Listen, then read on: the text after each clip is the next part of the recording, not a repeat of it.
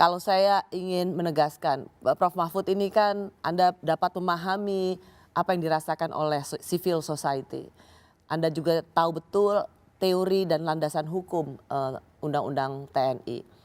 Apakah pelibatan TNI dalam banyak lini saat ini sesuatu termasuk soal penjagaan kejaksaan ini, termasuk sesuatu yang harus kita dukung karena untuk kepentingan lebih besar, Prof. Mahfud mengatakan ini ada semacam keinginan untuk mempercepat proses penegakan hukum kasus-kasus besar, maka TNI dijadikan sebagai sebagai herder.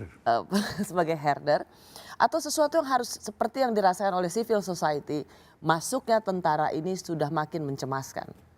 Kalau saya untuk kejaksaan itu saya bisa memaklumi, tapi untuk waktu pendek, tidak untuk seterusnya. Kalau seterusnya ketatanegaraan kita tidak membolehkan itu.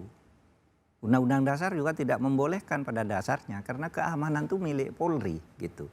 Tapi apapun masalah dengan Polri, kita harus percaya. Harus ya, Polri-nya jangan diperbaiki. Karena di Polri itu berapa orang? 500 ribu orang Polri itu.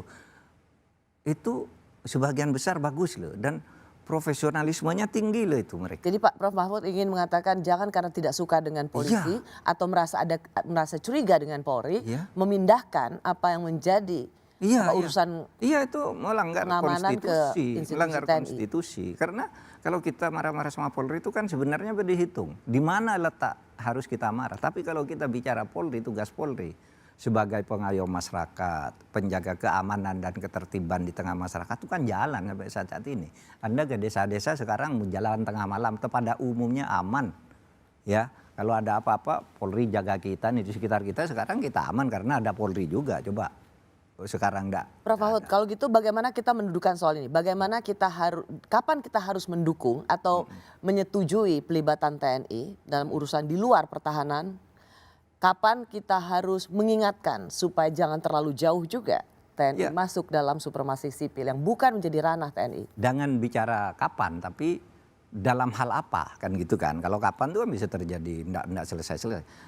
Menurut saya TNI tidak boleh masuk ke ranah sipil, terutama ke kampus-kampus ngurus keamanan itu. Bahwa sekarang polisi tidak bagus, ya perbaiki polisinya gitu. Tapi polisi di bawah-bawah bagus, saya kenal mereka sampai ke desa, bagus sekali mereka.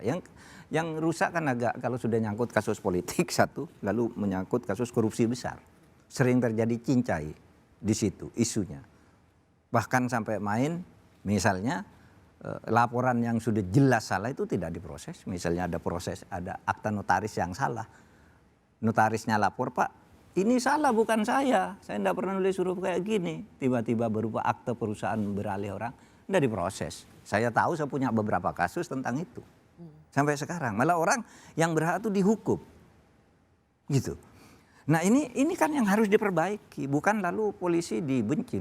Itu kita sangat perlu polisi. Kalau Prof. Mahfud melihat soal penjagaan TNI di kantor-kantor kejaksaan ini, tidak boleh permanen. Tidak boleh permanen.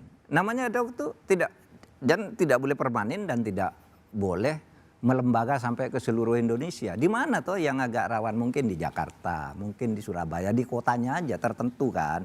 Kalau di kabupaten-kabupaten itu rawan, enggak ada yang berani ngancam-ngancam jaksa gitu meskipun polisi. Nampaknya sudah oke lah. Bahwa ada konflik kisruh soal penanganan perkara itu kan tidak berbahaya banget, tinggal diaturlah dari atas ini. Menurut saya ya, oleh sebab itu ya kita bisa memaklumi